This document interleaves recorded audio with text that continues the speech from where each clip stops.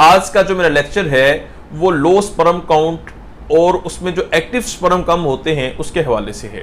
मैं अल्हम्दुलिल्लाह अज़्ज़ा वजल अपनी क्लिनिकल प्रैक्टिस में इनफर्टिलिटी के शिकार बहुत सारे ऐसे पेशेंट्स कवर कर चुका हूं जो साल हा साल धक्के खाने के बाद बहुत ज़्यादा पैसा ख़राब करके और अपनी सेहत और वक़्त बर्बाद करके आए थे। ठीक है, अल्हम्दुलिल्लाह ऐसे पेशेंट जो कहते थे कि हम अब ना उम्मीद हो चुके हैं, अल्हम्दुलिल्लाह वो भी कवर हुए हैं।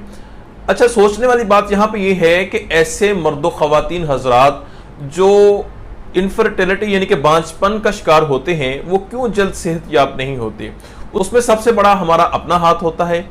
हम रॉन्ग पर्सन के पास ट्रीटमेंट के लिए जाते हैं। उन लोगों को तो अच्छे तरीके से रिपोर्ट भी चेक करनी नहीं आती, वो आपका ट्रीटमेंट तीर तुक्के से करते हैं। ना आपको ग़िज़ा के हवाले से अच्छे तरीके से गाइड करते हैं, ना आपको आपकी रिपोर्ट के हवाले से अच्छे तरीके से गाइड करते हैं।